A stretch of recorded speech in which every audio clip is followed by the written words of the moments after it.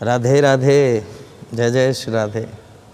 आज एक इतनी खुशी है मुझे ये सब बताते हुए कि आज जिस जगह हम आए हुए हैं श्री जी कृपा से, श्री बिहार जी कृपा से, ये भू वैकुंठ कहा जाता है प्यारे। धरती का वैकुंठ श्री तिरुपति बालाजी, ये आंध्र प्रदेश में जो तिरुपति बालाजी का मंदिर है।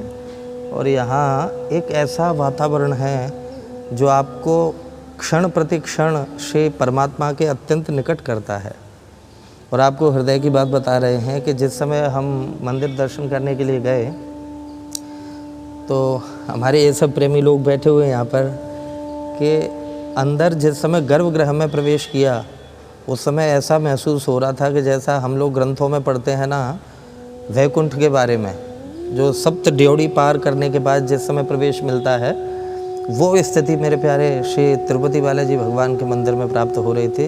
और उससे भी बड़ी बात ये कि आदि वैकुंठ कहा जाता है ये धरती का आदि वैकुंठ, क्योंकि जिस समय ये प्रमाणिक बात हम आपको बता रहे हैं, जिस समय भगवान की नाभि से ब्रह्मा जी प्रकट हुए तो उनको ये असमंजस रहा मन में कि भाई अब मैं क्या करूं, क्या कैसे क्या। तब परमात्मा की आवाज़ आई तो पूरी चर्चा हुई उनसे जब, तो श्री ब्रह्मा जी ने एक बात कही कि जय जय, मैं किसको ध्याऊं, मैं किसको पूजूं, मुझे केवल आवाज़ सुनाई पड़ रही है, मैं किसको समझूं, मैं भी तो किसी को देखना चाहता हूँ। तब मेरे भाई बहन उस समय समंदर से जो स्वयं परब्रह्म परमात्मा ने अपना विग्रह प्रकट करके दिया, वो विग्रह कोई और नहीं, साक्षात हमारे वेंकटेश भगवान तिरुपति बालाजी हैं। ये प्यारे वही विग्रह हैं जो परब्रह्म परमात्मा ने सृष्टि को प्रारंभ होने से पूर्व ही श्री ब्रह्मा जी को प्रदान किया था। दो विग्रह सबसे प्राचीन हैं, एक तो श्री रंगनाथ भगवान और दूसरे हमारे श्री तिरुपति बालाजी। और अंदर ओम की ध्वनि जो चलती रहती है मेरे भाई बहन, ऐसा प्रतीत होता है कि साक्षात वैकुंठ में आ गए हैं क्या, जो ग्रंथ कहते हैं। मेरे पास कोई शब्द नहीं है, तो मुझे लगा कि मेरे जितने प्यारे हैं उन सबको भी ये बात मैं साझा करूं कि तिरुपति बालाजी ये स्वयं में वही विग्रह है प्यारे, जो विग्रह है स्वयं ब्रह्म परमात्मा ने प्रकट हो करके श्री ब्रह्मा जी को दिया था। ये वही विग्रह हैं, ये वही मूर्ति है, ये कोई किसी की बनाई हुई मूर्ति नहीं है। उसके बाद जो यहाँ पर जो स्थितियाँ बनी, आप ताज्जुब करेंगे कि श्री तिरुपति बालाजी में जो स्वयं वेंकटेश भगवान विराजमान है, भगवान विष्णु जो नारायण भगवान जो विराजमान हैं, आप ताज्जुब करेंगे कि उनका जो सप्त ड्योढ़ी के अंदर जो उनका स्थान है जहाँ पर वो विराजमान रहते हैं, ताज्जुब की बात, वो इतना ठंडा इलाका है अंदर का, इतना ठंडा। और कमाल की बात कि तब भी श्री वेंकटेश भगवान को पसीने आते रहते हैं। ये अचंबा है प्यारे, ये बहुत बड़ी बात है, ये तब भी पसीना आता रहता है, एक बात। दूसरी बात, श्री वेंकटेश भगवान, शायद बहुत कम लोगों को इस बात का पता है कि हमारे श्री वेंकटेश भगवान जो हैं, उनके सर के पीछे यहाँ पर नेचुरल प्राकृतिक बाल हैं। जैसे एक व्यक्ति के होते हैं, जैसे एक बच्चे के होते हैं, जैसे एक बुजुर्ग के होते हैं, ऐसे नेचुरल प्राकृतिक बाल हैं उनके, जो यहाँ पर नित्य जो सेवा करने वाले हमारे पुजारी जी महाराज हैं, जब सेवा करते हैं तो वो बताते हैं कि इतने मासूम, इतने सॉफ्ट उनके बाल हैं जय जय के, कि उन पे हाथ सहलाते समय एक विचित्र ही अनुभूति होती है। ये बहुत कम लोगों को बात पता है।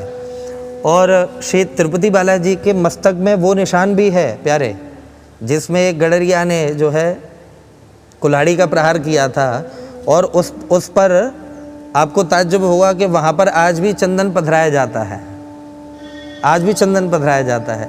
तो ऐसा ये पावन स्थान है।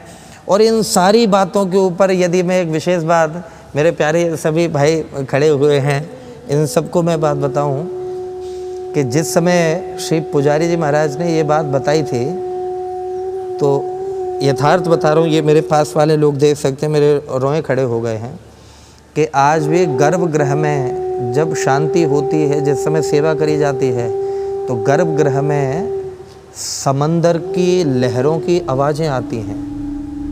आज भी, अभी भी जैसे एक प्रामाणिक बात है ना कि श्री निधिवन राज में हमारे ठाकुर जी की वंशी सुनाई पड़ती है, ठीक उसी प्रकार से श्री तिरुपति बालाजी मंदिर में वेंकटेश भगवान के गर्भगृह में जिस समय प्रवेश करते हैं लोग, तो आज भी कई लोगों को वहाँ पर समंदर की आवाज़ सुनाई पड़ती है। और ताज्जुब की बात, यहाँ आसपास कहीं समंदर नहीं है।